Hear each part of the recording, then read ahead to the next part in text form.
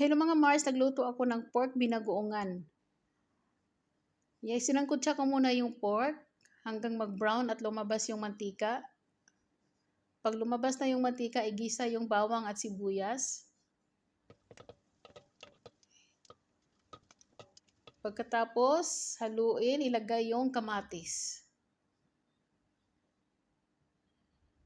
At maglagay na tayo ng bagoong.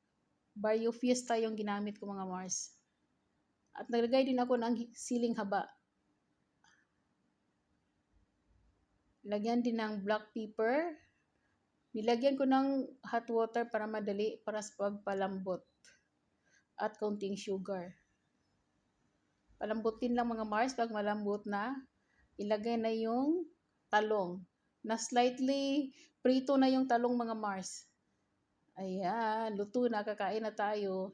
Sinong hindi nito? Kaon!